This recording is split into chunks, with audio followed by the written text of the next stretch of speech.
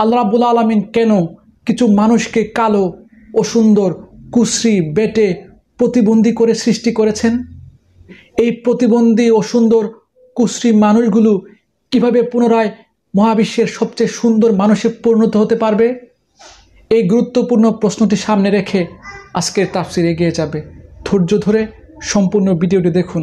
আউযু বিল্লাহি মিনাশ শাইতানির রাজিম। বিসমিল্লাহির রহমানির রহিম।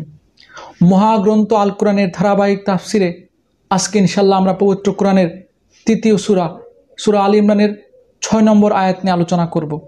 এই আয়াতে আল্লাহ রাব্বুল আলামিন বলেন, হুয়াল্লাযী ইউসাউইরুকুম ফিল আরহাম কাইফা ইয়াশাউ লা ইলাহা ইল্লা হুয়াল আজিজুল হাকিম। তিনি সেই মহান সত্তা যিনি মাতৃগর্ভে যেভাবে ইচ্ছা সেভাবেই তোমাদের আকৃতি গঠন করেন। আসলে আল্লাহ তাআলা ছাড়া দ্বিতীয় কোনো মাবুদ নেই। তিনি প্রচণ্ড ক্ষমতাশালী এবং প্রবল প্রজ্ঞাময়। আলহামদুলিল্লাহ, অনেক সুন্দর একটি আয়াত। এই আয়াতে আল্লাহ রাব্বুল আলামিন আমাদের জানিয়ে দিয়েছেন আমাদের সকলের আকৃতি তিনি নিজে তৈরি করেছেন। আমরা কেউ কালো, কেউ সাদা, কেউ লম্বা, কেউ খাটো, কেউ সুশ্রী, কেউ কুশ্রী, কেউ ছেলে, কেউ মেয়ে, কেউ সুস্থ, কেউ অসুস্থ, সকল কিছু আল্লাহ রাব্বুল আলামিন নিজে নির্ধারণ করে দিয়েছেন। এখন আপনি প্রশ্ন করতে পারেন, আল্লাহ রাব্বুল আলামিন কেন কিছু মানুষকে কালো, বিশ্রী, বেটে, প্রতিবন্ধী করে সৃষ্টি করেছেন? আসলে একটি কোম্পানির মালিক তার ইচ্ছামতো বিভিন্ন প্রোডাক্ট বিভিন্ন আকৃতিতে তৈরি করেন। এখানে কোনো প্রোডাক্ট তার মালিককে প্রশ্ন করার অধিকার রাখে না এই বলে যে আমাকে এই আকৃতিতে কেন তৈরি করলেন। কোম্পানির মালিক তার নিজের তৈরি প্রোডাক্টের কাছে জবাবদিহিতার জন্য বাধ্য নয়। ঠিক তেমনি আল্লাহ রাব্বুল আলামিন আমাদের মালিক, তিনি তার ইচ্ছামতো আমাদের আকৃতি দিয়েছেন।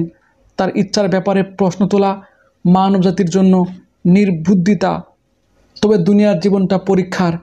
আপনার আকৃতি যদি খারাপ হয়, আপনি যদি প্রতিবন্ধী হন, তবে আপনি ধৈর্য ধরুন, আল্লাহর প্রতি কৃতজ্ঞ হন এবং তার ইবাদত করুন।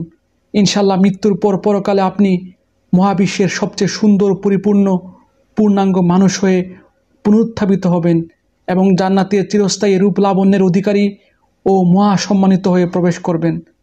আর যারা দুনিয়ার জীবনে আল্লাহর দেয়া সৌন্দর্য, রূপ, লাবণ্য ও চমৎকার শারীরিক আকৃতি পেয়েও আল্লাহর সাথে নাফরমানি করছেন, রূপ, লাবণ্য ও যৌবনের অপব্যবহার করে নায়িকা, গায়িকা আর শরীর বিক্রিকারী মডেল হচ্ছেন, আপনারা মনে রাখবেন এটাই আপনার জীবনের শেষ সৌন্দর্য, এটাই আপনার জীবনের শেষ যৌবন, এটাই আপনার জীবনের শেষ বিনোদন, এটাই আপনার জীবনের শেষ উপভোগ। কিয়ামতের মাঠে আপনারা বিশ্রী, নিকৃষ্ট চেহারার আকৃতি লাভ করে চরম অপমানিত হয়ে পুনরুত্থাপিত হবেন। তাই সময় থাকতে সাবধান হন। আপনার রূপ, লাবণ্য, আপনার সুন্দর দেহ এগুলো ক্ষণস্থায়ী। সুতরাং চিরস্থায়ী সুন্দর জীবন যৌবন লাভ করতে চাইলে আল্লাহর ইবাদতে লিপ্ত হন। আল্লাহ রাব্বুল আলামিন আমাকে এবং আপনাদের সবাইকে চিরস্থায়ী সৌন্দর্যের অধিকারী হওয়ার জন্য আল্লাহ রাব্বুল আলামিনের ইবাদত বেশি বেশি করার তৌফিক দান করুন। দুনিয়ার জীবনে আল্লাহর ইবাদত যদি আমরা যথার্থভাবে করতে পারি, ইনশাআল্লাহ কিয়ামতের মাঠে অনেক চমৎকার রূপ লাবণ্যের অধিকারী হয়ে আমরা পুনরুত্থিত হব এবং চিরস্থায়ী সৌন্দর্যের রাজ্য জান্নাতে দাখিল হয়ে সুন্দর জীবনযাপন করতে পারবো। আল্লাহ রাব্বুল আলামিনের কাছে সেই সুন্দর দিনের প্রত্যাশা করে আজকের আলোচনা এখানে শেষ করছি। ধন্যবাদ।